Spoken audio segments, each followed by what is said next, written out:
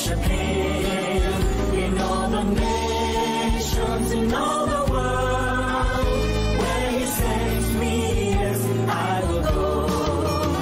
I will go where You lead me. I will go where You lead me. Who will go for us? I will go. I will go where You lead me. I will go where You lead me. Here am I, send me, Lord. I will go. I will go. I will go. Who will go for us? I will go. I will go. I will go. Here am I, send me, Lord. I will go. I will go. I will go. I will go.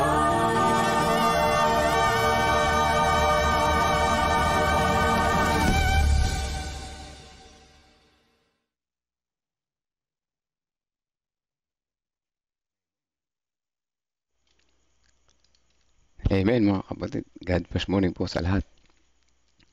Nung narito ngayon sa ating live, magandang umaga po sa inyo lahat. At salamat sa muling pagbabalik dito sa ating live God bless morning session, discipleship ministry po. Yes, mga narito sa live ngayon, magandang umaga po. Yan si Sister Nimpa, good morning po sa inyo. Kay Ate Revy, kay Sister Shirley Rosacinto, kay Ate Miss, at saka kay Ma'am Femi. Yung iba ay papasok na, no? Papasok na. Paparating na iba. Nagsusuklay na lang. Ano po? So, ayan, Pastor, ready na kayo, Pastor? Pastor? Ayan. Ibigay natin ang pagkakataon kay Pastor sa umaga na ito. April 10, ako, birthday pala ng anak ko si Sophia. Di ba, mamaya mag-pray natin si Pastor Sophia. Okay, bigyan na po natin pagkakataon kay Pastor. Good morning po, Pastor. Good morning po, Kuya Melvin, at sa lahat po ng ating pong mga kapatid. Yeah, so ngayon ay April 10. So mabilis ang ating pong panahon, mabilis ang mga pagkakataon. So ngayon ang ating pag-aaral ay ang alternatibo sa pagtatakda ng petsa. So grabe naman pala kasi ang ating pag-aaral hanggang part 4, no? Ito, ano ba yung alternatibo sa pagtatakda ng petsa? So tayo po ay manalangin. Panginoong Diyos na mahabagin, pagmahal na siya nagbibigay sa amin ng buhay at ng kulay ng aming pagkatao.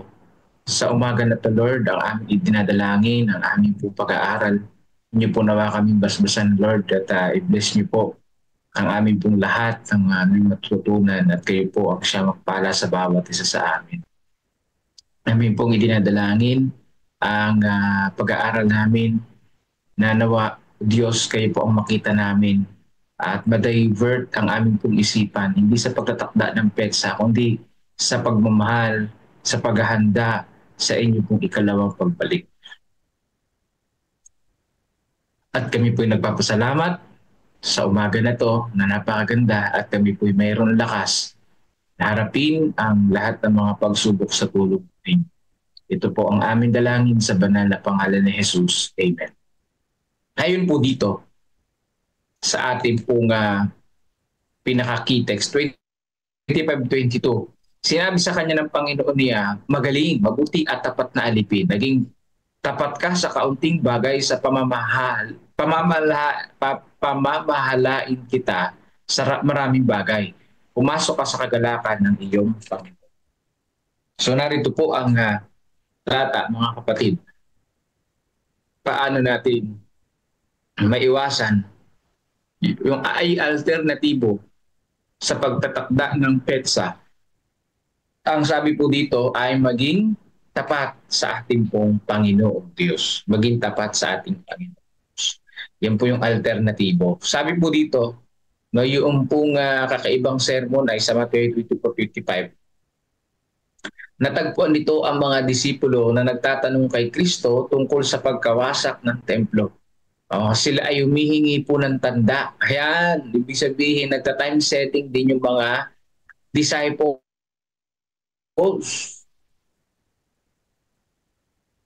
Sabi dito, kung tutuusin, tiyak na nakakabigo ang sagot ni Jesus. Kasi walang sagot si Jesus Christ na date eh.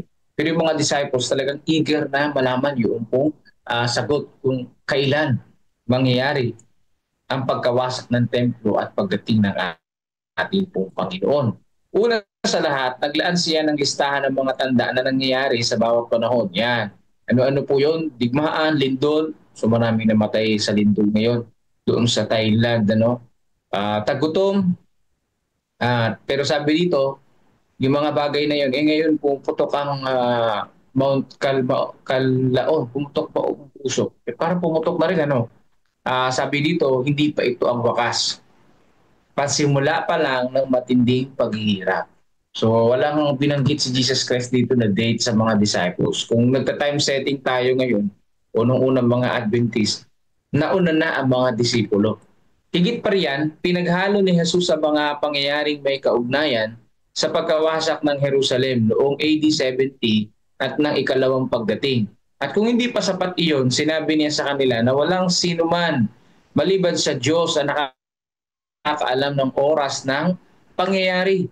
Ayan. So sabi ng ating pong Panginoong Diyos, yung pong payo niya sa mga disciples,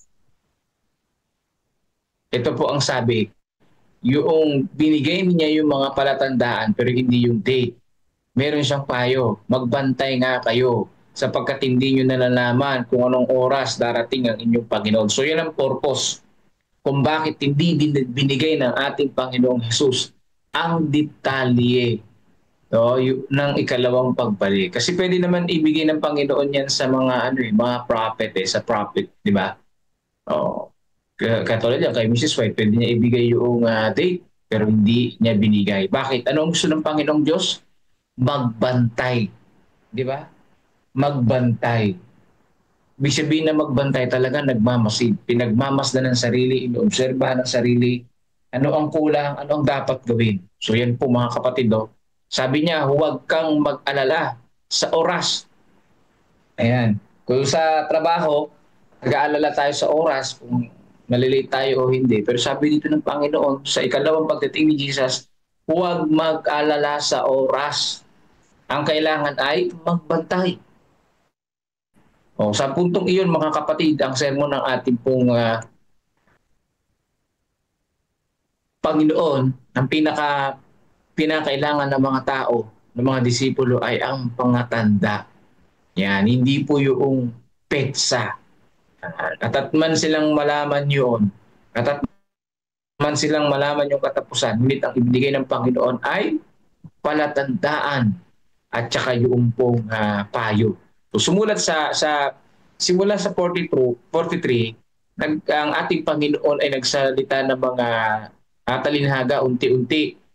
So sabi dito, tungo sa kinakailangan nilang marinig. Sa halip na pinakagusto nilang marinig ay yung petsa, ang kanya pong sinabi ay palatandaan at yung pong payo.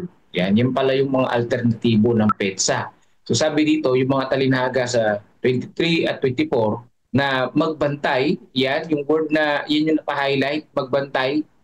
Hindi nila alam ang panahon ng ikalawang pagdating. Kahit yung mga disciples, mga kapatid, hindi nila alam yung pagdating ng yung petsa ng pagdating ni Jesus. Basta ang alam nila ay magbantay. Kaya nung si Jesus Christ ay umakyat doon sa langit, part ng kanilang pagbabantay ay hindi po passive waiting. Hindi po passive na pagbabantay, kundi sila ay humahayo at nangangaral, nagdi-disciples. So tayo rin mga kapatid, ay huwag tayo mabagal kung kailan ang pagdating ng Panginoon, kung ano ang date niya. Basta tayo maganda, mangaral, magbahagi ng salita ng Panginoong Diyos. So yung pangalawa sa verse 45 to 51, ano po ang sinasabi dito? Yung pong tungkulin. So habang nagbabantay tayo at naghihintay, yung mga disciples din, sabi dito ay yung pong tungkulin, kaano daw kahaba, magtatagal, mas mahaba kaysa inaasahan. So yan po, no? Ako talaga, gusto ko talaga dumating na ang Panginoon. Pero syempre, ayoko na magtakda ng time dahil ang pinakamahalaga dito, yung paghahanda natin. Yung pinakamahalaga dito, yung pagtitiis natin, yung pagtatapat natin sa ating Panginoong Diyos. Baka mas mahaba pa yung paghihintay natin kesa sa inaasahan. So yun yung nangyari, no? Yung mga disciples, sa tindi ng kanilang pinagdaanan, namatay na lang sila, wala pa rin ang Panginoon. Ganun pa man, nakita nila yung mga palatandaan. So tayo po mga kapatid, ano? Kahit na mawala tayo sa liputan na ito, mawala man yung henerasyon natin, inaasahan natin sa henerasyon natin darating ang Panginoon, maubos man yung ating mga henerasyon ngayon, mapalitan naman yung ating henerasyon ngayon, huwag tayong mag-alala. Nakita naman natin yung palatandaan, di ba? Nakita naman natin yung palatandaan kung saan sinabi ng Panginoon, pag nakita nyo ito, hindi pa ito yung wakas. Pero palatandaan ito na tiyak ang pagdating ng Panginoon, di ba? Maging magalak tayo at patuloy tayong maganda. Yeah. Sabi dito, ang ikatlo ay sa 25:1-13 mga palatandaan. Nagpapatuloy po yung tema ng naantalang pagdating, pero binibigyan din yung pangangailangan ng paghahanda para sa kaganapan. Yun naman ang pinakamaganda mula 24 hanggang 25. Yung pong tema pa rin ay paghahanda, mga kapatid. Yung tema pa rin ay paghahanda, preparation. Dahil kung wala kang preparation, hindi mo mahihit yung goal. Di ba? Kapag ka ikaw ay liliko sa kanan, naglalakbay ka, di ba? Nagdadrive ka ng sakyan. Para makaliko ka sa kanan, mag-right turn ka, kailangan naka-ready ka na. Ahead of right turn, alam mong paliko ka na. Hindi ka pa pwede makaliko kapag natapatan mo yung, habang natakbo ka, matapatan mo yung street paliko, hindi ka makakaliko. Ay sa bilis ng takbo, makakaliko kang right agad. Di. Kailangan na may preparation yun. Nakaminor ka na bago ka makaliko. Pero kung high speed ka at bigla ang liliko sa right, mahirap. Hindi mangyayari yun, mga kapatid. So, kinakailangan ng paghahanda. Yan. Paghahanda. Kasi hindi ka rin sasakto at hindi ka rin magiging karapat-dapat sa Panginoon kung hindi ka naman din handa. Hindi ka karapat-dapat sa salubungin ng Panginoon kung hindi ka rin naman handa spiritually. Di ba? Kaya yun ang gusto ng Panginoong Diyos, paghahanda yung sermon niya. Sa kaapat na talinhaga sa chapter 25, ngayon yung mga verse 14-30 mga kapatid, nagbigay siya ng diin na kung paano maganda. Paano dapat maganda? Dapat nilang linangin at matapat na gamitin ang kanilang mga talento. Yung isa, ito lang yung talento niya pero nadoble. Pero merong talento na ibinaon lang sa lupa at hindi lumago. So hindi mabuting katiwala. So yun pala yun, alternatibong pagtatakda ng petsa, palaguin ang talento. So ang ating Panginoon hindi natuturo ng passive na paghihintay, kundi aktibong paghihintay. Aktibong paghihintay yan, yung palaguin mo yung talento mo. Di ba? Aktibong paghihintay yan.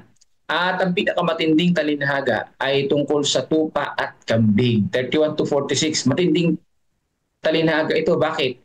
Malinaw na nagsasaad ng mahalagang katangian ng kanilang paggawa habang sila ay naghihintay at nagbabantay. Ano po yung mahalagang katangian? Yung pong tupa at kambing. Saan tayo dito mga kapatid? Saan nyo gusto? Tupa ka ba o kambing? Kasi pagdating ng Panginoon, ihiwala yung tupa sa kambing. Tupa mga kapatid. Yung pong sinasuggest dito na maging katangian natin, maging karakter natin, humble. Di ba? Sabi dito, sa madaling salita, inilalayo ni Jesus ang buong talakayan o sa pananabik sa oras. Yan. Ang kasalukuyang tungkulin, sabi ni John Wesley, ang nagtatatag ng Metodismo ay nakuha ang punto ni Jesus. So, inilalayo ng ating Panginoon ng mga disciples sa date, kundi ipinapalapit ng Panginoong Diyos sa mga alagad sa paghahanda. Na may nagtanong sa kanya kung ano ang nagagawin niya ngayon, kung alam niyang sigurado siyang darating si Jesus bukas, sumagot siya na gagawin niya kung ano ang plano niya. So, ano po ang gagawin ninyo kung darating ang Panginoon bukas? Meron nagsagot na gagawin niya yung plano niya. Kayo po, ano pong gagawin niyo kung bukas darating ang Panginoon? Panginoon, tulungan mo kaming mapagtanto na ang pagiging handa ay hindi katuwaan, kundi ang responsableng paggawa ng iyong kalooban habang nabubuhay kami sa mundong ito. So habang nabubuhay tayo sa mundong ito, maging responsable tayo mga kapatid na gawin ang dapat nating gawin. Pagandaan ang ikalawang pagdating ng Panginoon. So huwag tayo malungkot kung sa henerasyon natin di dumating ang Panginoon. Tumanda tayo, mamatay tayo. Hindi pa rin dumating ang Panginoon. Huwag tayo malungkot. Nakita naman natin yung palatandaan. Ang mahalaga doon, naganda tayo. Na anytime na dumating ang Panginoon, habang tayo nag-iintay, kahit nasa libingan na tayo, sigurado tayo, nakatitiyak tayo, bago tayo malagutan ng hininga, ay nakita natin yung palatandaan at naihanda natin yung ating sarili sa ikalawang pagdating ng ating pong Panginoong Yesus. Napakaganda, no? Magbigay nawa itong pag-asa sa bawat isa sa atin at malayo sa ating isipan yung pagtatakda ng PEDSA, mga kapatid. So alternatibong pagtatakda ng PEDSA, maghanda, at sa paghahanda, mayroong dalawang klase. Diba? Magtapat at saka palaguin ang talento. At then later on, ihiwalay ng Panginoon ang tupa sa kambing. Yung tupa naganda, naging tapat at nalago yung talento. Yung kambing, hindi. Diba? Hindi naging tapat sa Panginoon Diyos. So salamat po sa inyo and happy Thursday. Magandang umaga po sa bawat isa at bigyan natin ang pagkakataon kay Brother Melvin Lasan. Yan. Salamat po, Pastor. Yan, ano, yan ang alternatibo sa pagtatakda ng PEDSA. Okay, ang paghahanda. Yan, ano. Sabi dito sa lesson, gusto ng mga disipulo na malaman kung kailan darating ang wakas. Pero sumagot si Jesus na mas magandang tanong. Sinagot din niya ng tanong. Ano, madalas yan si Jesus, ganyan eh.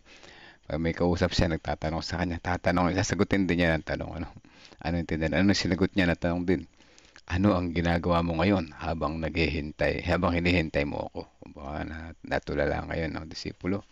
Ano nga naman hinihintay natin ano bang ginagawa natin habang hinihintay natin siya? Napakaganda nito, no? Diba? Lagi natin isipin ito na tayo ay dapat natin gawin habang naghihintay sa kanya ay naghahanda.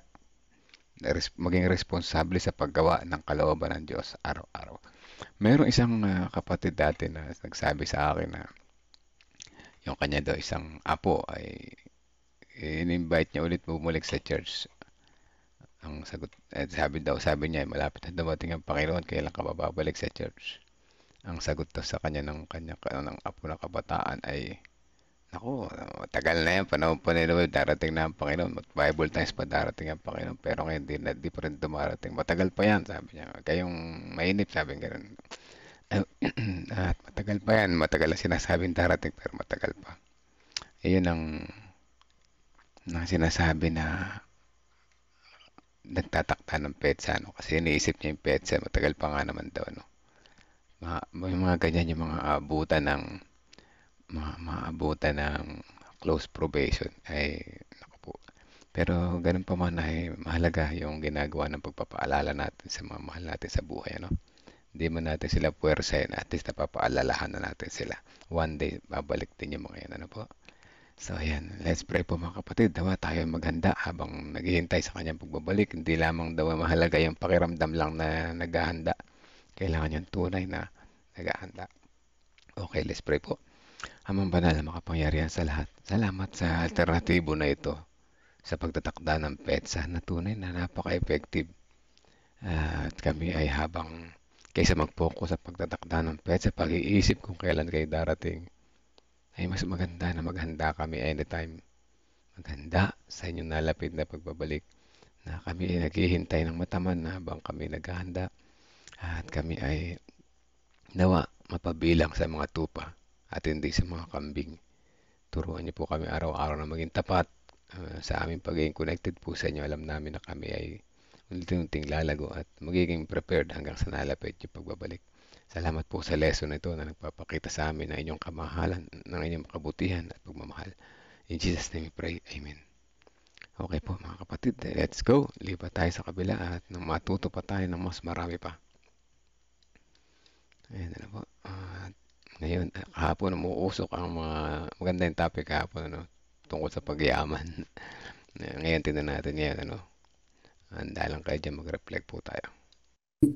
So ito mga kapatid ang tinutukoy ni Miss White sa ating reading kahapon, yung financial talent mga kapatid.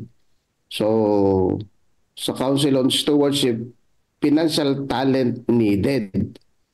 So itong mga taong ito na sila ay pinagkalooban ng Diyos ng maraming kakayanan, kapangyarihan, nasa industriya, nasa negosyo.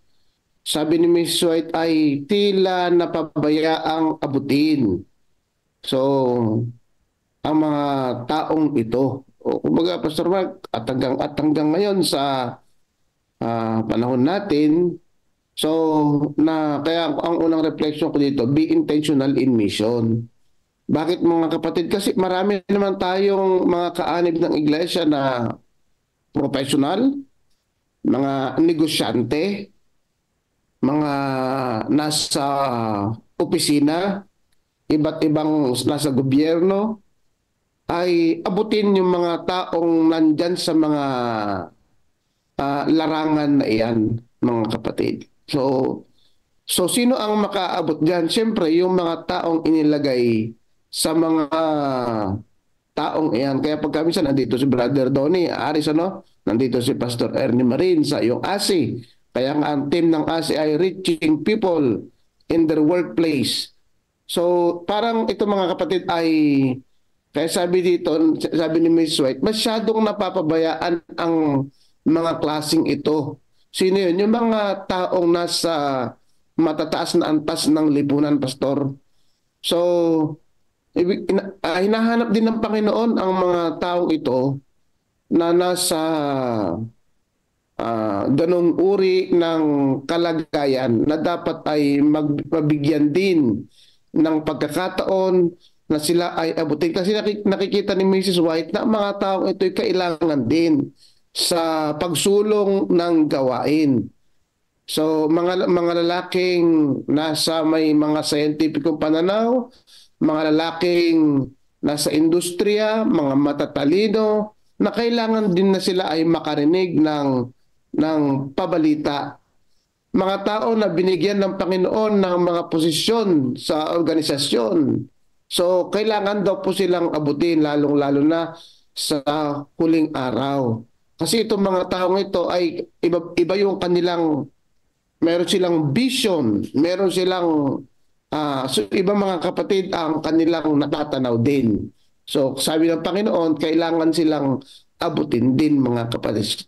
So kaya ang kuha ko rin be intentional in mission. Well, let's make a program, or especially ako sa ang kuha ko dito ay tapat-tapat. Kaya tapat-tapat may mga kapatid tayo, marami tayong mga kaanib ng iglesia na nasa larangan ng gobyerno, nasa larangan ng profesional, nasa larangan ng industriya, sa pagninegosyo. So na sila lang din ang nakakasalamuha sa mga ganitong uri ng mga tao, mga kapatid. Kaya magkaroon tayo ng intentional passion para sila ay abutin din.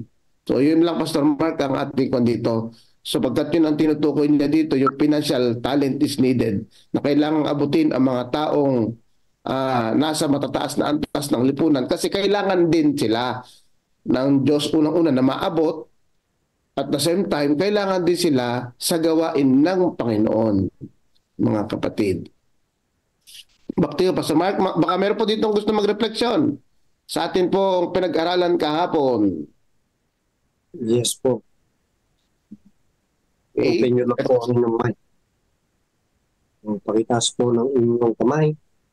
Mayroon po kayong dagdag sa ating po maikling pinag-aralan kahapon. Ito, basahin muna natin para basahin muna natin yung chat dito, Pastor, para Sige, Pastor. sabi po, ano pa si Jerry, missional wealth and status.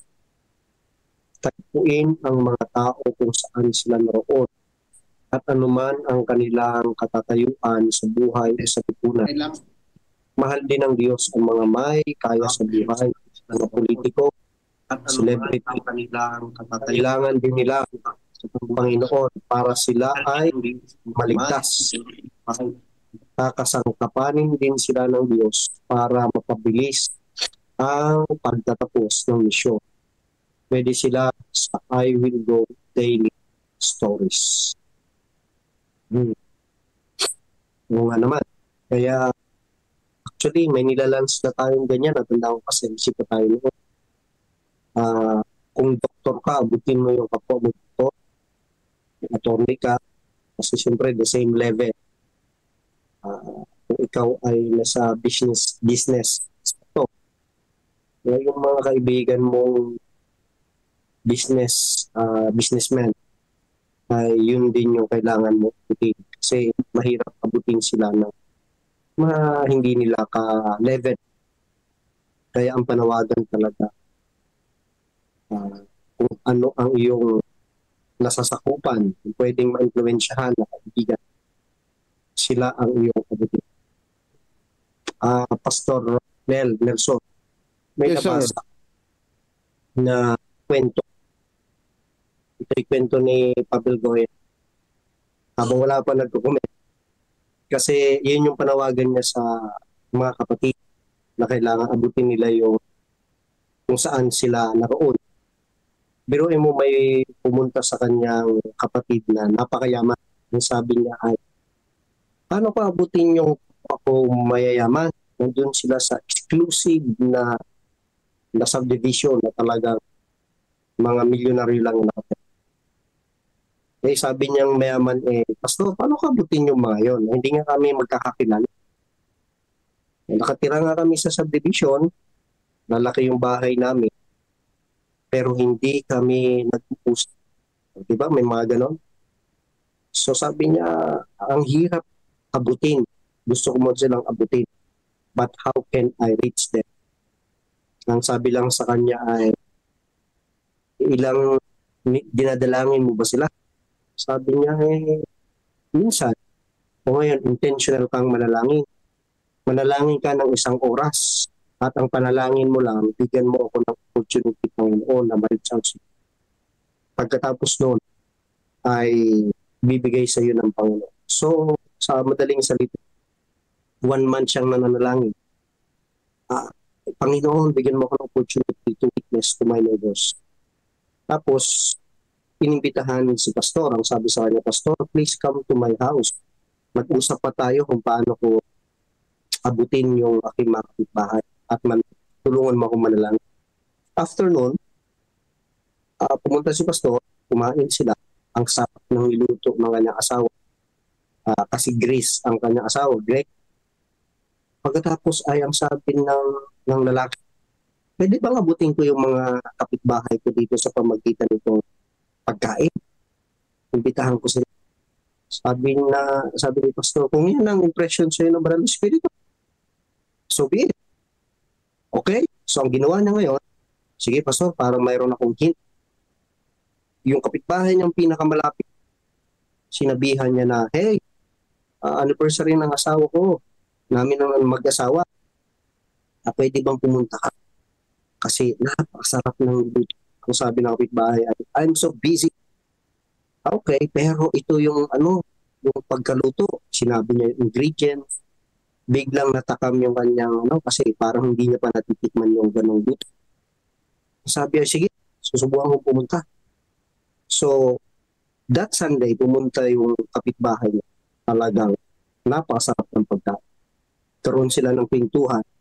At pagkatapos noon, ginawa niya yung kanyang kinaibigan ang kanyang kapitbahay.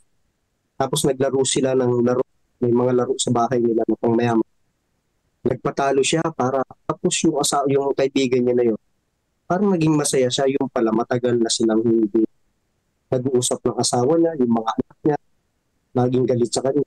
Pag-uwi niya sa bahay, nakangiti kasi nagpatalo siya sa laro. Tapos tuwang-tuwa yung kanya kaibigan, kapitbahay. Pag-uwi sa bahay, parang napansin ng kanyang asawa na, ilang taong ka nang hindi ngumingiti. Ngayon, parang masaya ka. Napansin din ng kanyang ng mga anak. What's wrong with you, Daddy? Bakit ang saya mo? Ang sabi niya ay, kasi ang kapitbahay natin, ang sarap ng kinain namin, tapos nagpintuhan kami, tapos naglaro kami, natalo ko siya. So, parang, tapos niyaya niya ulit ako next Sunday. Kaya gusto ko yun kasi napapangiti ako. Okay, ang sabi ng asawa ay, pwede ba akong sumama? O sige, yung mga anak, pwede ba akong sumama? Sumama sila pagka next Sunday. Naging close sila sa mayamang Adventist. And then, yung kapitbahay, nahawaan na rin. Ba't ang saya nyo every Sunday? Sumama na sila, umabot sila ng ilang pamilya. Hindi siya nag-introduce ng anumang doctrine, pero nagtatanong na sila, anong relihiyon ka ba? Sabi niya, wala pa. Huwag natin pag-usapan ng relihiyon. Pero sila na yung parang kakaroon ng interest. Ayon po sa kwento, yung mga mayaman niyang mga milyonaryo na hindi niya nakakausap, nagkaroon ng binyagan. So, I think, sabi ni Pabel Goya ay nagpatay siya na, nakalimutan ang exact number, 50 millionaires. Pastor Antonio, he baptized 50 millionaires. Dahil sa isang mayaman nag-commit ng kanyang sarili, intentionally, kaya tama yung sinabi ko kanina, be intentional. Kaya yung ating mga mayaman ay pag sila'y nagtalaga sa gawain ng Panginoon, nanalangin sila'y gamitin sa gawain ito, ay talaga naman may kita natin kung paano magbubukas ng opportunity ang banal na Spirit dahil mayroong intentional ng hangad ay abutin ang kapwa nila ng mga kaibigan na maya. Kaya it reminds us, mga kapatid, na ang pag-mission for intention. Pray for them intentionally. Ipanalangin din natin yung gusto natin abutin intentionally. At ang prayer natin, Lord, give me an opportunity to witness. At ang Panginoon, hindi siya magdadamot na dinggin yung ating panalangin na yun. Gagawa siya ng paraan para. Kasi yun yung desire natin, makalangit na desire. Kaya yun yung aking naalala tungkol dito. Thank you, Pastor Mark. Brother Donnie. Opo, God's awesome first morning po. Si President. Salamat po, Pastor Nelson. Yun nga po, talagang isa po sa mga burden ko po ay yung ating mga kapatid na mga business owners, mga professionals. Totoo naman po yung, o realidad naman po yung nararanasan natin na yung ba kapag nagpapabinyago tayo pagkatapos po ng evangelistic effort, majority po, nakakayaman ho, pero totoo po yun na bagamat lahat po ay anak ng Diyos, pero ang nakukuha po natin ay mga urban poor, rural folks, sa mga common tao. Mga anak po ng Diyos yan. Pero yung maganda yung tanong niyo po kanina, Pastor Nelson, na sino ang aabot sa mga elite, sa mga business owners, sa mga professionals. Ngayon, ang naisip po namin ni Pastor Marin sa ASI po ay yun nga po kung may mga kapatiran po tayo mga mayayaman, subalit ang nagiging kadalasang approach naman natin ng mga mayayaman natin mga kapatiran ay tutulong na lang po sa pamamagitan ng pananalapi. Maganda din naman po talaga yon. Isa talaga yun sa mga pangunahing layunin kung bakit pinagpapala yung ating mga business owners o mga mayayaman. Subalit hindi ko sa aking opinion po, bukod po sana doon, dapat sila mismo ay ma-involve. Dahil di po ba doon sa Great Commission, sabi doon, baptizing all nation. Di ba yung nation doon is about ethnic? Ibig sabihin, yung ibig sabihin, yung mga mayayaman po, ang maabot po talaga niyan, yung kapwa nila mayayaman, dahil they speak the same language. Yes. So, ang ang magandang suggestion ho is to help this professional, ito pong mga business owners, to help them make disciples. Kasi di po ba ang discipleship is actually helping someone or yung isang tao po ay maging sumunod po sa yapak ng ating Panginoong Jesucristo. Yun po yung discipleship. Pero yung disciple making is actually, ito po ay isang lifestyle of having a vibrant relationship with Christ and investing in someone's life for him to have the same lifestyle, mentoring him to do the same to others. So, ang magandang talaga ay yun nga po, maturuan o ma-disciple po itong mga mayaman on how to make disciples para sila rin mismo ay ma-involve. Hindi lang po magbigay ng pananalapi upang magamit sa gawain, kundi sila rin mismo at maabot nga po nila yung mga kapwa nila mayayaman or mga kapwa nila professional. So yun po yung pinaka panukala na pag-aaralan po namin nila Pastor Marin kung paano po ito mangyari. Yun lang po, yun po ang gusto ko i-share. Salamat po. Thank you po, Pastor, Brother Donnie. Sabi ni Pastor Jerry dito, may kakilala po ba kayo na ilan sa mga kilalang tao na nahikayat sa Adventist Church na ginamit nila na ginamit sila ng Diyos sa kanilang misyon? Ako po yung may kwento dyan. Unang-una, kilala naman ni Pastor Jerry itong tinutukoy ko, si Sister Jenny dito sa San Antonio. So, kanito, negosyante, mayaman din. So, talagang biyahero sila gulay sa Divisoria. So, talagang matyaga naming pinuntahan through care group. So, nagkaroon siya ng interest.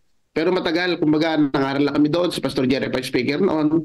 So, hindi namin kailangan persahin, hindi namin kailangan, basta tuloy-tuloy lang siya hanggang ilang pangangaral, ilang crusade. So, pupunta siya. Tapos bandang huli, kusa siyang nagpabinyag, Pastor Mark. So, ganyan, pagkatapos nung nagpabinyag siya, after a year, kasama yung kanyang dalawang anak at yung kanyang isang anak ngayon ay nasa EUP na. Siguro 2018 ito nabinyagan, 2018. So, pagkatapos mga kapatid, naisama na niya yung kanyang pamilya, nanay niya, paglipas ng ilang panahon, naging kwanda rin siya, naging missionary na rin siya doon sa mga tao nila, kung saan sila napapadpad. Pagkatapos ay naging malaking pakinabang siya sa loob ng iglesia. Talagang ginamit siya ng Panginoon sa maraming kaparaanan sa pagtatayo ng iglesia. So pagkatapos yung kanyang mga kapatid na mga politiko talagang nagagamit din sa paggawain ito. Kaya sabi ni Mrs. White, malaki yung kanilang magagawa. So meron pa akong isang kwento. So yun si Sister Jenny, isang kapatid din, talagang Adventist naman siya, born Adventist. Kaya lang, sa paglipas ng kanyang panahon ay talaga matagal siyang hindi nasimba. So walang, dalaw lang kami. Ito naman ay mayaman, talagang mayaman din. So maaaring makapanood niya ito, talagang may-ari siya ng hardware. So ganyan mga kapatid. So walang, dalaw-dalaw lang, paunti-unti. Dalaw-dalaw lang paunti-unti na gano'n, patambay-tambay ng kaunti sa kanyang negosyo. Pag may pagkakataon, binibigyan ng aklat, ng devotional. So paglipas ng ilang taon, Pastor Mark, ay bumalik. Nung bumalik, ay meron siya yung asawa niya, doktora, na nagagamit na sa mission ngayon. So ang una ko bininyagan, Pastor Jerry, sa aking pagiging ordinadong pastor ay yung kanyang anak na doktor. At ngayon ay talagang masigasig sa gawain. So yun ba, Pastor, ang konso? Ngayon mga leader na sila ng simbahan. Mga asset na sila ng simbahan sa pagtatayo ng simbahan, sa pagpaparenovate ng simbahan.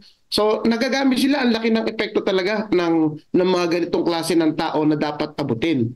So kaya dito sabi ni Mrs. White, so kailangan sila ng Panginoon so sabi niya dito, dito sa reading natin ngayon, ang Diyos ay nangangailangan ng mga taong maaaring tumingin sa unahan at tignan kung ano ang kailangan gawin. Mga lalaking maaaring kumilos bilang tapat na mga pinanser, mga lalaking maninindig. So ito mga kapatid, talagang kailangan natin yung ganitong mga taong uri ng tao na dapat abutin, mga kapatid. Kasi nakikita ng Diyos, nakikita ni Mrs. White na sa unahan ay malaki ang kanilang ambag sa paglago ng gawain. At the same time, talagang ang pinakakailangan sa kanila, Brother Donnie, ang pinakakailangan pagkamisan sa mga asi, pagkamisan sa mga asi gathering, ang ini-emphasize ay paano magnegosyo. Ang ini-emphasize sa mga professional, sa mga arts, spiritual empowerment. Spiritual empowerment. Kasi nandun na sila, talaga ang pinakakailangan talaga nila, Pastor Mark. Ayun talagang mapakinggan at mailapit sila sa ating Panginoon. Kaya ako meron akong kwento dyan sa mga taong ito na talagang ang laki ng effect ng kanilang involvement Pastor. sa gawain ng Panginoon. Pastor Meneses? Yes, sir. Good Sige, morning. sir.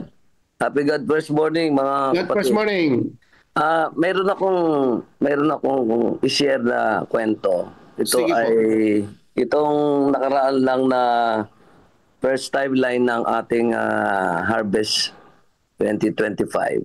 Yung karanasan namin doon sa San Antonio, meron tayong isang kapatid doon. So, magkarugtong po yan sa binanggit ko. Yung kapatid ni Sister Jenny. Sister Lorna. Ito ay isang politician eh. Kung ito, konsyala ng barangay for 3 term, ay hinihikayat siya, mga kapatid, na yung bang magpabinyag, hindi siya nagpapabinyag. Nung umabol siya ng kapitan, natalo siya. Nung matalo siya, doon siya nagpabinyag. Ngayong itong first quarter ng ating Harvest 2025, di ba yung mga elders natin ang tumayo. Kaya yung aming elder doon, si Brother Johnny Dilaw, ang siyang naging speaker. Alam niyo, mga kapatid, itong ating kapatid na si Sister Lorna na naging konsyala, ginamit niya ngayon ginamit niya yung kanyang pagiging politician. Di ba? Yung kanyang halos yung kanyang mga kakilala ay nung magkaroon kami ng crusade mismo doon sa kanilang bahay, doon sa bakuran niya. Abay, nakita ko talagang yung mga tao, hindi na sinusundo, Pastor. Ay kusang dumarating. Ang dami. Natuwa yung mga kapatid. Kaya pinagpala sila ng Panginoon na nakapagpabinyag tayo ng Panginoon ng 8 kaluluwa. At dahil dito ay eager sila na ito ay itutuloy. No? Itutuloy itong darating na April 7 to 17. Yan naman ay crusade ng mga pastor. Kaya ang sabi niya sa amin nung nag-meeting kami noong Martes, sabi niya, Pastor, punuin natin ang simbahan ng mga tao. Amen. Ayan. Ibig sabihin, mga kapatid, dito, sa mga mayayaman nating mga kapatid at mga ma-impluensya, gamitin natin yung impluensya natin. Pero sa mga mayayaman, ang sabi ni Ellen White, ay there is no proxy. Walang proxy dito, hindi natin po pwedeng i-proxy yung pera natin. Mahalaga yung pera, pero baka pagdating ng araw ang maligtas ay yung pera. Hindi naman yung pera maligtas, no? Kaya nandito, ang mahalaga dito na nakita ko yung personal involvement, Pastor Mark. No? Personal involvement. Although yung mga politician natin, yung mga mayayaman natin, busy sila, pero hindi natin may proxy ang pera. Substitute our presence, our personal involvement sa gawain ng ating Panginoon. Actually, Pastor Nelson, Yes, sir. na ko lang, kung mga mayayaman, if they feel belong, kasi karamihan dyan, kaya sila nag-party-party, naghahanap din ng belongingness. So, kaya yung mga kwento na kanina, nagsimula yon sa meron silang Adventist na talagang niyakap sila. No? Kaya kung ginawa nyo kanina, dinalaw nyo dahil gusto nyo iparamdam na kayo ay nagmamahal sa Kanya. Kaya itong mayaman, kapag inabot sila ng kapwa Adventist na mayaman din, tapos niyakap sila, ibig sabihin ay tinanggap sila, hindi minamadali yung proseso, hindi agad ang diretso ay Bible study. At least they feel belong. Kasi belongingness is very important. Pag naramdaman nila yun, ay madali na lang na ipasok. Kaya maganda tong comment ni Pastor Jerry. Pero hayaan siguro natin paliwanag na rin ito. Ang sabi niya ay, ilan sa maaring magandang approach para maabot ang mga rich or elite influential people in the society. Number one, filled with the Holy Spirit. Okay? The Holy Spirit will guide us. And then number two, relational and friendship evangelism. Yes. Kaya pag naging kaibigan na natin yan, ay napakadali na lang, intindihan nila. And then number three, intellectual and apologetic engagement. Okay? Holistic and marketplace ministry. Number four. And then number five, lifestyle witness and integrity. And then influence through influencers, strategic discipleship.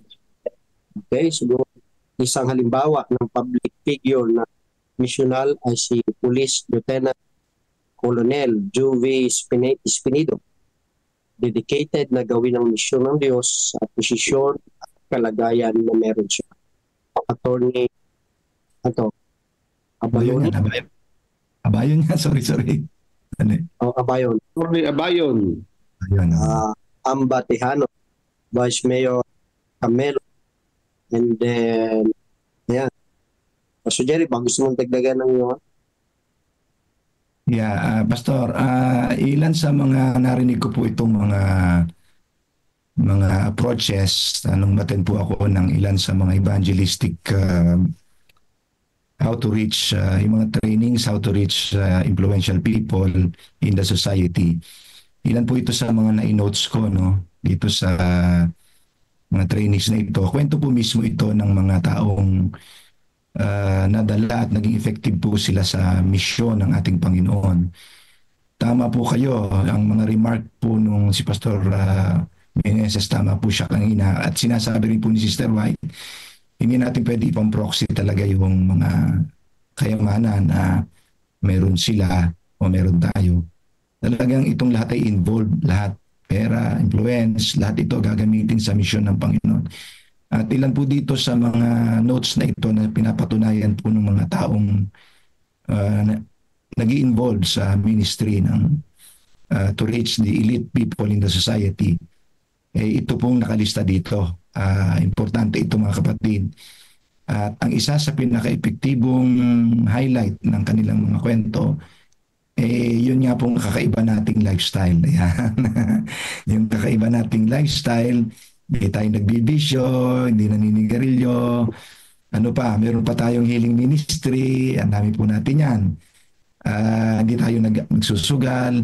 Pag pinanindigan po ng ating pong mga kapatid ang ganitong uri ng lifestyle, talagang magiging kakaiba talaga. Mapapansin at mapapansin. Tapos, friendly pa po tayo. Ibig sabihin ay meron tayong passions na sila po ay bigyan ng alternatibong buhay, no, na why not try to be passionate with Christ, no? Na kwento natin, kwento na si Jesus Christ. At ito ay mga biblical na mga approach, mga kapatid. Ito halos ay naranasan ni Apostol Pablo sa Acts, di ba? So si Apostol Pablo ay isang influential na tao yan. At alam natin na walang pwedeng makahikayat sa kanya. Darating sa punto, mga kapatid, na talagang mauubusan tayo ng paraan para sila himukin. Pero ang Holy Spirit, ang tiyak na isang mabigat na kapangyarihan na hindi nila matatanggihan. Ang ating Panginoon ay magbibigay ng kanyang takal ng kapangyarihan upang himukin ang mga taong ito na mahikayat at tanggapin nila si Jesus at maging kabahagi sila ng misyon ng ating Panginoon. May kwento po ako dito mga kapatid. Meron tayong isang kapatid na si Vice Mayor Canelo ng Bislig. Sana kilala po ng ilan sa atin. Alam nyo, siya ay maganda ang patutuo niya sa kanyang, ito hindi ito professional, pero ito ay sikat doon sa kanilang lugar na naging Vice Mayor nga po. Alam mo, Pastor Nelson, nakakatuwa ito. May kwento ito ng kanyang commitment sa COP for Christ. Ay, siya ay nagpatotoo na alam niyo po yung kanyang farm ay nasa pagitan ng kalsada, yung may kalsadang mahaba, tapos sa kabila ay dagat, sa kabila po ay bukid. So hindi maiiwasan na ang kanya pong bukid ay nadalagyan po ng mga tubig alat. Yung salin water na sinasabi, salin water. Pastor Nelson, ang kwento niya ay sa lahat ng mga sakahan doon, sa kanya pa ang pinakamalaking inaani na pinaghalo ng alat at tabang. Alam nyo, ang sagot lang po niya ay tinatanong siya kung ano daw po ang kanyang sikreto. Ang sikreto po niya ay sinabi lang po niya na ang sikreto ko dyan ay malaki stress Gs. Yung mga tao daw po doon ay naghanap ng pataba na malaki stress Gs. Ang iniisip po ng mga tao dyan ay parang pinag-mix na yung pataba na 20-20, yung mga ganon. Naghanap sila ng pataba na malaki stresses. Wala nga po, walang pataba na malaki stresses. Bumalik sa kanya.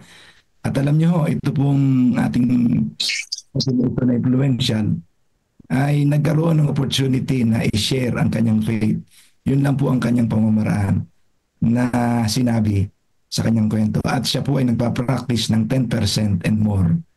Yun ho ang kanyang patutuo at marami po siyang natutulungan ng mga tao doon sa kanilang lugar. At marami pa po yan mga kapatid. Sana gumawa tayo ng mga kaparaanan. Isuko natin ang ating buhay sa Panginoon sa iba't ibang kapasidad na meron tayo. Lalo na kung meron naman po tayong magagamit na financial, gamitin po natin para po sa pagsulong ng misyon ng Panginoon. After all, mga kapatid, wala naman po talaga tayong madadala sa araw ng pagbabalik ng ating Panginoon. Na madadala lang po natin talaga yung mga taong nahikayat na madala natin sila sa ating Panginoon. Kasama natin nasasalubong sa ipagbabalik ng ating tagapagligtas. Amen. Amen. Mr. Jerry, salamat po sa Mark. So, ako'y sumusubaybay sa mga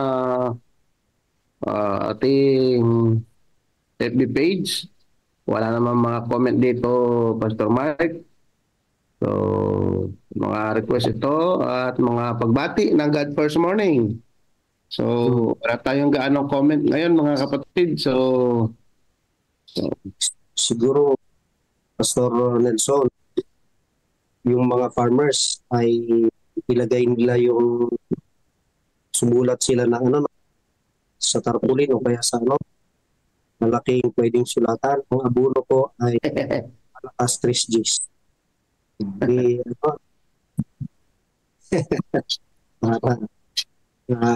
hanapin nila yung malakas 3 Gs. Meron tayong ganyan din dito sa Bungabon, si Brother Ambet, kay Ambet. Talagang magsisibuyas yun, tsaka maggulay. Pastor Mark, talagang malulugi na yung mga kapitbahay, pero yung yung sa kanya ay hindi malulugi. Mahaharabas na yung mga kasibuyasan kanyang katabi. Pastor Jerry, alam mo yung harabas na yun, sa kuod yun. Pag di na pa kanya na kuod, buong magdamag lang yun. Ubus yung laman ng sibuyas, meron yung dahon. Akala mo maganda sa yung dahon, maganda, pero yung ilalim, wala pala. Kapag gano'n na ang nangyari, alam niyo po yung mga magsisibuyas. Talagang ang puhunan din dyan, Pastor, hindi rin biro. Malaking halaga talaga. Malaking halaga. Pero itong si Brother Ambet, natapat sa Panginoon. Ito naman ay pagpunta kayo sa kanya, ikwento rin niya ito Talagang ang sekreto niya dyan ay Panginoon. At ang ikapo, malaki nga, Pastor Jerry, yung malaki stress Gs. Alam niyo mga kapatid, talagang yung mga tao nagtataka sa kanya. Nagtataka. Kaya ang tawag sa kanya sa lugar na yon, ayan na si anak ng Panginoon. Ayun na yung anak ng Panginoon. So malulugi na yung mga kapitbahay niya pero siya hindi nalulugi. Pilit nilang ginagaya yung kanyang pattern. Kung kailan siya maggagayak, susundan nila. Kung kailan siya mag-aabono, susundan nila. Kung kailan siya mag-i-spray, susundan nila, Pastor Mark. Pero pagdating sa pag-aani, wala. Kasi ang sekreto niya talaga ay ang malaki stress dish na yan. So, talagang tapat ang kapatid na ito si Brother Ambet Vinculado. I-advise mo siya. Sabihin mo, maglagay para yung mga farmer na hindi na magtanong, ang abono ko ay para SSG. Para hanapin. Yun nga, Pastor Mark, ginagaya din nila. Kaya lang, hanap, punta sila sa market kung ano yung malaki stress dish. Wala silang makita eh. Sabihin mo, pumunta kayo dito, may stock po dito sa bahay, malaki SSG. Ganon. Praise the Lord. Amen. Okay. Baka meron pa tayong mga kwento dyan, mga kapatid, kung paano ang mga ganitong uri ng tao ay ating naabot at nagamit sila sa gawain ng Diyos. Baka meron pa sa atin. Nagkwento na si Pastor Meneses, very fresh. Nito lang mga nakaraang linggo. So baka meron pa sa ating mga kapatid dyan. Ito, may kwento. At least bigyan pa kayo ng pagkakataon. Ha? Sister Jo Soriano, ang sabi niya ay, we are so blessed po. We have so many departments, ministries like hospitals, health ministry, promoting healthy lifestyle, schools na nagbibigay ng quality education na naging daan ang mga magulang, mga anak na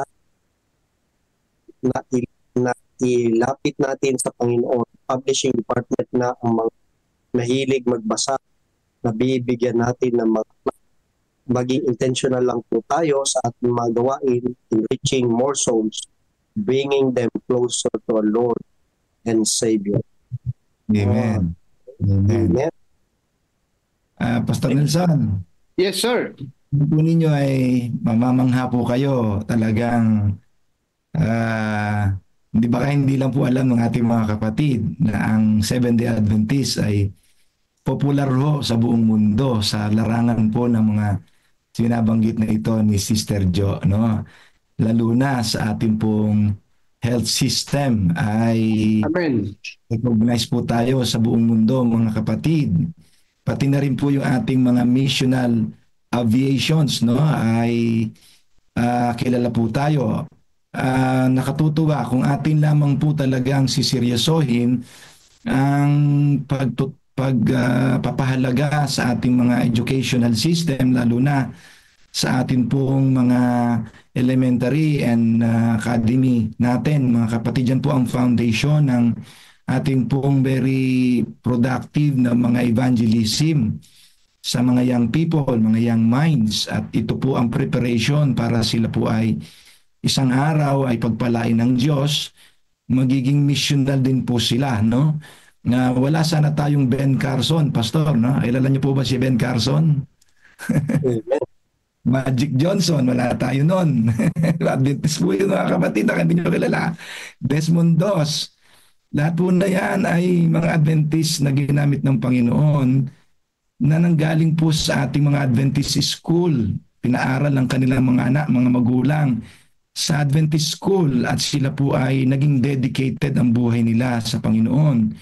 Sa larangan po ng paniniwala na sila po ay anak ng Diyos at sila po ay kagamitin ng Panginoon at nagtalaga po sila ng buhay nila. At marami pa po, mga kapatid, sa kasaysayan ng ating Adventist evangelism ay marami po ang nagdesisyon na sa kanilang buhay, kabataan, ay gamitin nila ang kanilang mga talento at impluensya at kayamanan para isulong ang gawain ng Diyos. At marami po silang nahihikayat na mga influential people na hindi lang po nagpapakilala. Meeting sa gawain ng resources. Alam niyo, mga kapatid, totoong malapit nang dumating ang Panginoon. Marami pa po tayong mga kapatid na nagpapagamit na ho. Kaya ang pera ho, ang kayamanan ay hindi ang problema, mga kapatid. Hindi problema ang kayamanan. Ang problema lang po talaga yung dedication natin, yung handang magpagamit sa Diyos. Ano man po ang kalagayan natin sa buhay, at tiyak ko po, ang Panginoon gagamitin ang lahat-lahat sa loob ng simbahan. Mga kapatid na mayaman at mahirap, ano man ang kalagayan natin, gagamitin ng Diyos para sa pagsulong ng misyon, higit po sa hangad nating lahat na gusto na nating matapos ang kasaysayan ng lupang ito sa ating buhay na puno ng kapagalan at paghihirap. Mas gusto na ng Panginoong bumalik. Mga kapatid, gusto nang bumalik ng Panginoon. At gusto ng marami pong mga tao nang maging handa at ipagamit ang lahat sana nating mga resources para maabot pa ang maraming tao sa pagbabalik ng ating tagapagligtas ay maging handa sila. Tama po. Thank you po. Jerry. Time check tayo. Sige po sa Mark. Okay. Tayo ay mayroon na participants natin, 108. Tapos ang ating sa, tama ba ito? Data dito. Pero sa YouTube 3, sa Adventist Mission 17, sa PM 17, sa DM 13. At yun sa Zoom ay 108 na po tayo. Okay. So, gawin mo daw co-host si Pastor Ray. Meron siyang PowerPoint sa kanyang presentation mo.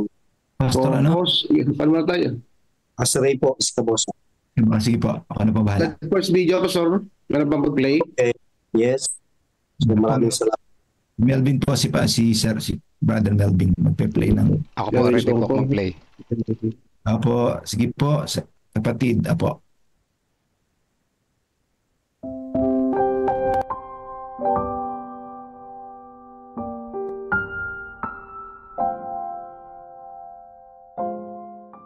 Humayo sa buong sanlibutan, March 30. Sapagkat gayon na lamang ang pag-ibig ng Diyos sa buong sanlibutan, na ibinigay niya ang kanyang bugtong na anak, upang ang sinumang sumampalataya ay hindi mapahamak kundi magkaroon ng buhay na walang hanggan. Juan Kapitulo 3 versikulo 16. Hindi eksklesibo o may pinipili ang biyaya ng Diyos. Iniibig ng Diyos ang lahat ng tao nang walang kondisyon. Kapag tinitingnan niya ang lupa, lahat ng naninirahan dito'y pinag-uukulan niya ng kanyang kahabagan at pagpapatawad. Ipinagkakaloob ang tumutubos na pananaw sa lahat, at umaabot ang kanyang biyaya sa bawat tao sa balat ng lupa. Walang isa man, gaano man ang kanyang kasalanan na hindi mararating ng pag-ibig ng Diyos. Nang mapako si Kristo sa krus, iniisip niya ang tungkol sa kaligtasan ng sangkatauhan. Ibinigay niya ang kanyang sarili bilang handog para sa kaligtasan, Efeso Kapitulo 5 versikulo 2, at laganap ang epekto ng kanyang sakripisyo sa buong mundo. May mga tao ang Diyos sa buong mundo, may pangbuong mundong pabalita, at pangbuong mundong gawain. Inihandog niya ang kanyang bugtong na anak bilang sakripisyo ng kaligtasan na aabot sa buong mundo. Sa ganoon ding paraan, inilalahad ang ikapu at handog sa Panginoon para sa pangbuong mundong mga layunin. Para magampanan ng ikapu at mga handog ang misyon ng pangangaral ng Ebanghelyo sa buong mundo, hindi lang ito dapat gamitin sa lokal na iglesia, sa halip maipalaganap sa buong mundo. Ang wika ni Ellen G. White, ang salapi ng Diyos ay hindi lang dapat gamitin sa inyong kalapit na lugar, kundi sa malalayong bansa, sa mga malalayong pulo ng karagatan. Kapag hindi nakikisangkot ang kanyang bayan sa gawaing ito, tiyak na aalisin ng Diyos ang kapangyarihang hindi nagagamit sa tamang pinaglalaanan. Testimonies toward the Church, Volume 2, Pahina 215. Bahagi ng banal na panukala ang ikapu at mga handog upang isulong ang pangbuong mundong gawain ng pagliligtas. Dapat nitong masakop ang sangkalupaan upang maabot ng iglesia ang mithiing tinuran ng Panginoon. Ang ating matapat na mga pangakong handog, na regular at sistematikong ipinagkakaloob tulad ng ikapu at ibinabahagi sa ngayon sa iminungkahi ng Combined Offering Plan, ipinakikilala sa mga taong naninirahan sa mga kanayunan sa bundok at sa malalaking syudad si Jesus. Naglalayo ng Combined Offering Plan na ang 50 hanggang 60% ng inyong mga pangakong handog ay dapat tumulong sa gawaing misyonero ng inyong lokal na iglesia, ang 20 hanggang 30% ay dapat magtaguyod ng pangrehiyong gawaing misyonero ng inyong konferensya, ang 20% ay mapupunta sa World Missionary Fund, o World Budget, na magtataguyod sa mga misyonero sa ibayong dagat, mga misyon, mga programa, mga proyekto, at sa mga institusyong nakatuon sa paghahanda ng marami pang mga misyonero. Panawagan. Matapat tayong magkaloob upang ang gawain ng Diyos ay matapos na at magkita-kita tayong muli sa langit.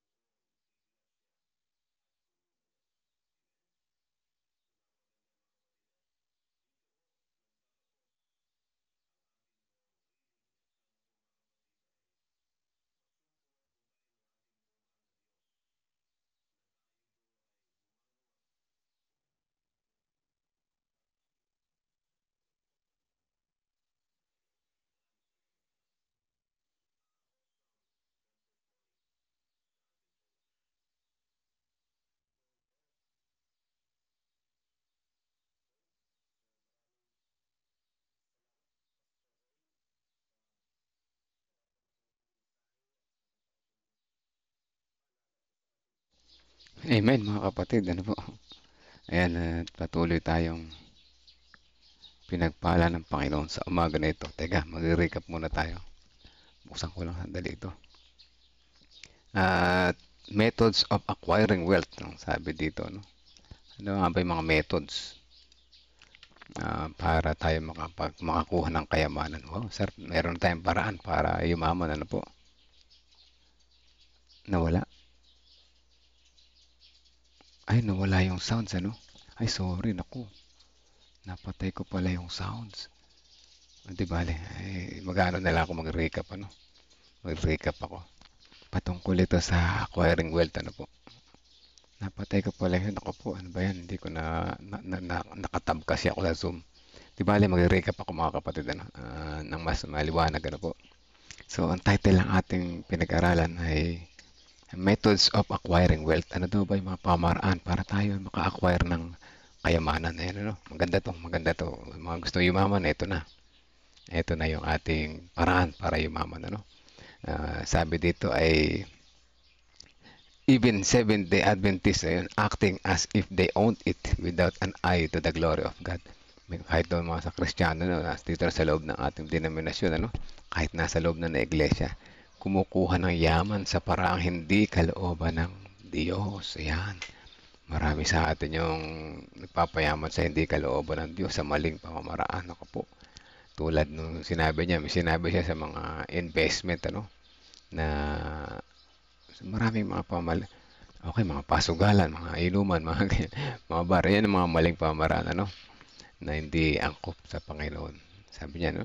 So, ginagamit ito para sa pang-sarili. Ayan, ginagamit naman para sa pang-sariling pleasure. Ayan, sa maling pamamaraan, ano?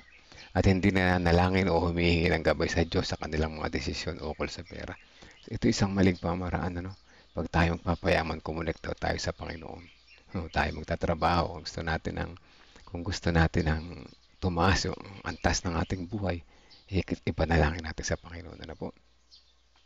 Yun, kasi yung mga ganun daw pag-uugali, yung sinabi na yun, ay mga pag-uugali katulad ng paghawak sa ahas. Para natin hinawakan yung ahas, ano? Maakit, pero sa huli kakagatin at makakasamayan sa atin, mga kapatid. Yung ganyan pamaraan. Number 2, ano pa mga methods? Layunin ng Diyos sa ari-arian. May layunin ng Diyos sa ari-arian na ating na-acquire, ano po? Ang lahat ng ari-arian ng bayan ng Diyos ay dapat maging banal at nakalaan sa Kanya. So ano man yung ating naging ari-arian ay banal, ano? At nakalaan dapat sa Kanya. Hindi ito dapat ipunin para sa pansariling interes lamang. Kaya dapat bigay natin yung para sa Panginoon at magpasalamat tayo sa Panginoon. Ano man yung ating na-acquire na ari-arian, ano po? O ano man blessing yan. Ngunit marami sa mga nagpapanggap na tagasunod ng Diyos ay ayaw siyang maisip sa kanilang mga plano. Yan. Ito kasi pagpayaman na tayo. Ito nagiging delikado na, no? Hindi na natin isasama ang Panginoon. Hindi na tayo nakapanalangin. Kaya delikado talaga, no? Pero maiiwasan naman, ano? Kaya dapat tayo connected palagi sa Kanya. Ang pangatlong method ay ito isang kaisipan ng Diyos. Isang kaisipan ng Diyos ay makakasira sa sariling plano. Ano kaya ito? Kung maalala lang nilang Diyos, masisira ang mga makasarili lang plano. Ayun, masisira pala yung mga plano natin na pangsarili nating plano kung ang kaisipan ng Diyos ay ating iisipin. Ano po? Ibig sabihin, mapupunta sa mabuting plano yung ating plano kasi nga kasama na natin ang Diyos. Ano? So, ayan, ano, isa pang pamaraan, pang-apat na pamaraan, para tamang paraan ng pagkamit at paggamit ng yaman. So, sabi dito, ligtas lamang ang Kristiyano kung sumusunod tayo sa paraan ng Diyos sa pagkamit ng yaman at pagpapalakad nito ayon sa mga layuning Kanyang pagpapalain. So, ayan na po. So, dapat tayo ay maging tapat sa ano pa mga kapamaraan. No? Pinapahintulutan tayo ng Diyos na makinabang sa Kanyang mga biyaya, pero hindi para sa sarili lamang, kundi upang tayo maging daluyan ng pagpapala sa iba. Tandaan natin ito, no? Pag tayo mayaman na unti-unti na, maging daluyan dapat tayo na pagpapala sa iba. Huwag tayo maging ganun. No? Alam niyo yung ganun, kuripot, madamot. Ano? Tamang layunin versus doon sa makamundong prinsipyo. Ang mga sumusunod sa prinsipyo ng mundo, kuha ng pera para sa sarili. Yan. Maganyan yung mga tao. Kuha ng pera. Ipon ng pera para sa sarili lang. pang travel kung saan saan lahat ng resort pupuntahan. So yan ano. Pero kung unahin natin ang Panginoon, masarap mag-travel, why not, di ba? Unahin muna natin ang Panginoon, ano? Totoong mahirap sa espiritu dahil wala sa kanilang pabor ng Diyos, namumuhay sa sarili nilang kagustuhan, ayan na, nilalagpasan ang Diyos, ayan, ano po. At ang kanyang katotohanan, kabutihan, awa at karakter, huwag nating i-bypass ang Panginoon sa lahat ng ating plano sa buhay. Ano man yan, ano, maliit man yan, malaki. Kasama natin ang Panginoon at tayo sa ating pagyaman ay magtatagumpay tayo. Pero mas maganda yumaman sa kayamanan sa langit, wag sa lupa, no? Pero siyempre kailangan din naman natin ng maging masarap ang buhay habang nandito sa lupa. So isama natin ang Panginoon. Pinakahuli, panahon ng pagsubok. Labanan ang panlilinlang ni Satanas. Ito na, may mga panlilinlang si Satanas. Kailangan natin mapaglabanan yan. Nasa panahon pa tayo ng pagsubok o probation time. Yan, sinusubok tayo lahat. Ano? Si Satan ay aktibong manlililang. Panglilang talaga yan. Ano? Nag-aalok ng suhol at kasinungalingan. O, sa papanong paraan.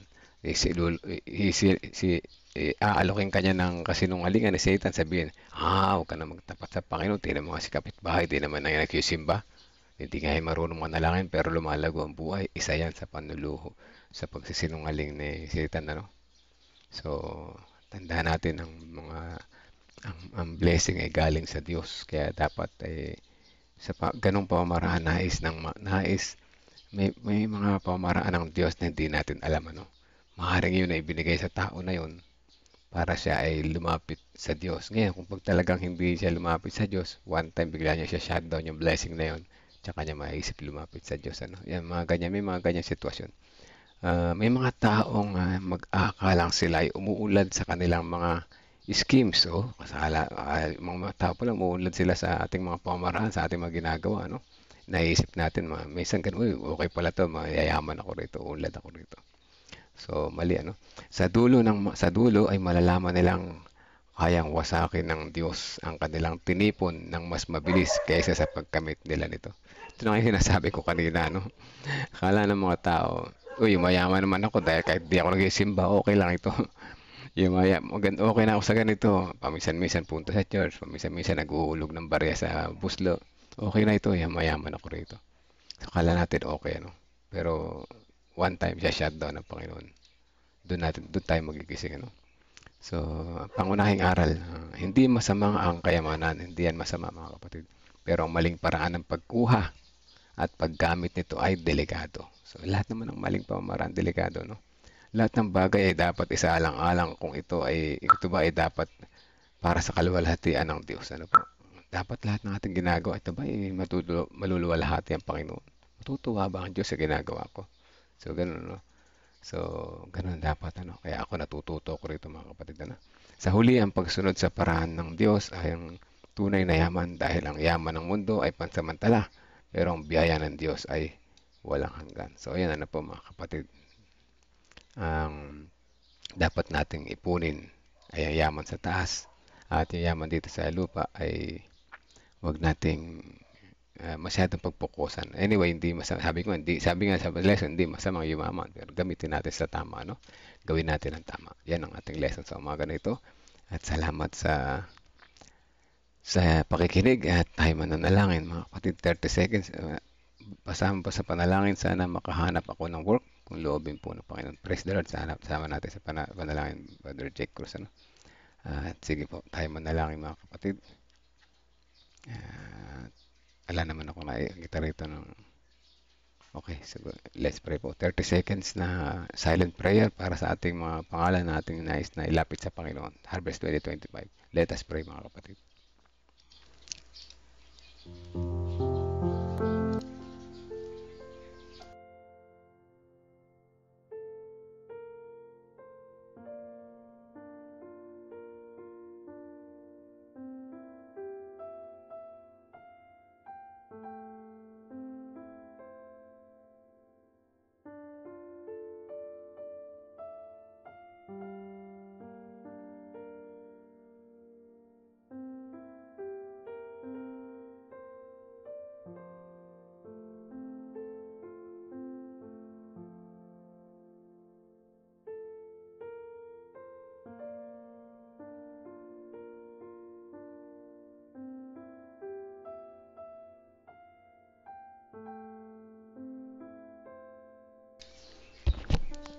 Okay, let's pray po. Amang banal na makapangyarihan sa lahat. Salamat po muli sa umaga na ito na kami ay inyong muling tinawag para matuto, makinig ng reflection na kita namin na ang inyong kabutihan ay walang hanggan. Maging ang mga mayayaman ay mahal nyo rin, dakilan Diyos, kaya dapat naming abutin. Nakita rin namin na may mga matamang pamamaraan para kami makapag-acquire ng yaman. Nawa ang mga pamaraan na ito sa aming pang-araw-araw na pamuhay, may apply namin sa aming buhay. Kung kami man ay magnanais na yumaman, ay gamitin namin ito sa tama, sa ayos sa inyong kalooban. Kung paano namin ito na-acquire, ay nawa ito ay maging kaluwalhati sa inyo. At para maging sa ganun ay kami maging masaya sa aming paghahanda sa nalapit niyong pagbabalik. At kami panatag ng aming mga ginagawa ay tama. At kami ay makakapag-ipon ng kayamanan din dyan sa langit habang kami nag-iipon ng mga kabutihan dito sa lupa. Salamat sa inyong pagmamahal. Sa pagpapatuloy na is namin sama sa panalangin ng kapatiran na nakikinig ngayon. Kasama namin na nalangin. Meron kami mga prayer request, mga pangalan na nais namin ilapit po sa inyo. Sama-sama namin ito nilalapit. At nawa ang Holy Spirit ang humipo sa kanilang mga puso. Dalangin din po namin ng sambayan ni Brother J. Cruz. Kasama na yung kanyang mama, health ng kanyang mama. At yung kanyang kahilingan para kay Jellyby Cantare de Guzman sa kanyang work. At meron din siyang kahilingan para sa kanya nawa. Bigyan niya po siya o dakilang Diyos ng trabaho na nababagay po sa kanya. Na siya ay magkaroon ng pagkukunan ng pinansyal na makakatulong sa kanilang pamilya. At nawa ay ito ay pagkaloob niyo sa kanya na para sa kanya na hindi niya isa-sacrifice ang ano pa man sa kanyang buhay. At gayon din dalangin namin ng sambayan ni Ate Reby Padilla kasama ng buong sambayan ng San Leonardo Church. Ang gawain dito ay patuloy niyo pong pagpalain, samahan ng bawat kapatiran na nangunguna rito. Gayon din ang kanyang mamahal sa buhay. Gayon din ang aming panalangin para kay sa sambayan si Sister Rosel Hernandez. Gayon din si Brother Ramon Hernandez sa kanyang healing and recovery para sa kanyang paningin. Tulungan niyo po siya o dakilang Diyos na makapanumbalik ang kanyang paningin at makita niya ang inyong kabutihan. Dalangin din po namin ang sambayan ni Sister Limpa Rivera sa Tabacao, ang kanilang buong iglesia, mga kapatiran, mga bagong kapatiran na matitibay sa pananampalataya ay mas lalo pang magtumibay at mas humipag para mas marami pang ma-reach, mas marami pang makinabang ng inyong pabalita at makarinig ng inyong mga pangako at pag-asa. Dalangin din po namin ang sambayan ni Sister Shirley Rosacinto, ang kanyang kahilingan para sa kanyang kalusugan at ang kanyang buong pamilya.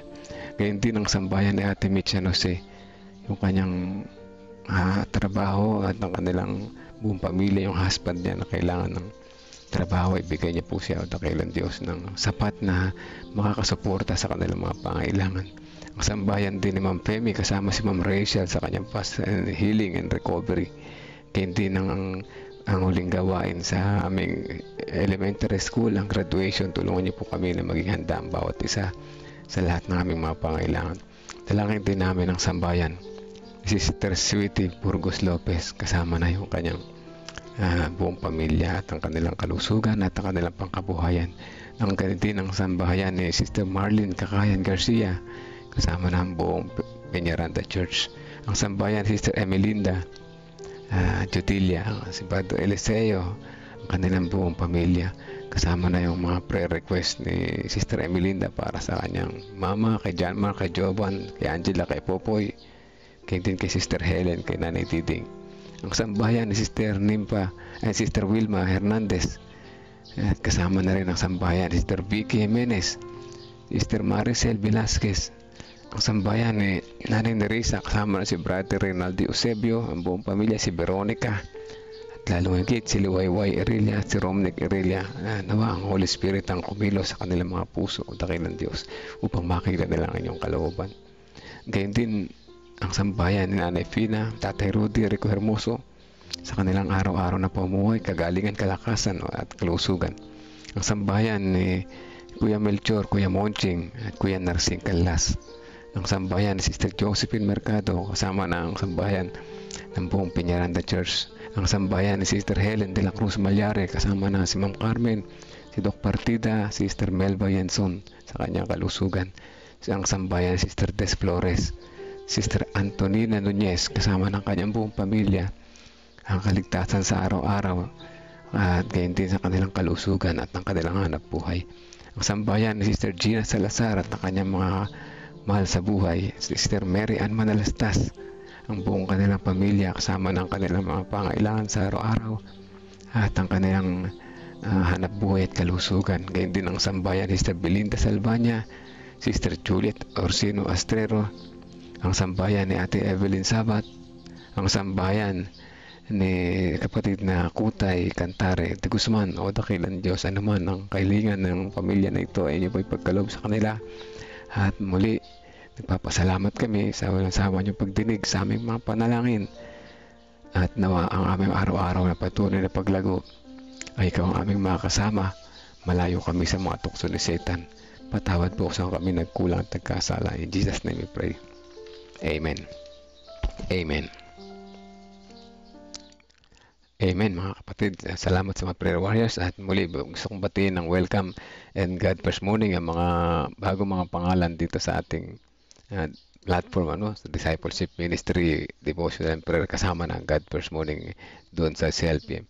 Si Sister Kutay Cantare de Guzman, welcome po, God First Morning po. At ngayon din meron pa isa dito sa taas, si Sister Antonina Nunez, muling nagbabalik yung kanyang pangalan. So ako hindi ko kayo i-invite na bumalik muli. Kasi merong isang nag-invite sa inyo mga kapatid. Si Jesus ang nag-invite sa inyo na muling bumalik sa devotion. Ano man yan, dito man sa Discipleship Ministry or sa CLPM, sa live, ay isa lang. Parehas tayo na isa lang ang ating itinataas si Jesus. At muli, alam ko maunawaan natin na araw-araw kapag tayo kumukunik sa Kanya sa umaga, sa bawat oras, tayo lalago, tayo matututo, at higit sa lahat, tayo magiging handa sa nalapit niyang pagbabalik. So yan, salamat sa mga prayer warriors sa sumama, salamat sa mga nag-share, at bukas muli, tayo ay patuloy na sumubaybay at matuto pang muli. God First Morning po sa ating lahat. Salamat din po, Brother J. Cruz, yan, at sa lahat ng kapatid.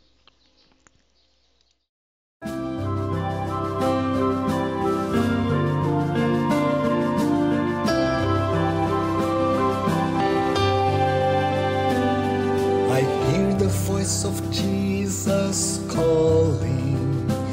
My answer is, I will go. I see the need of people crying. My answer is, I will go. I go to share the message of love. I go to share the blessed hope. But if I get discouraged, I call to Jesus' help.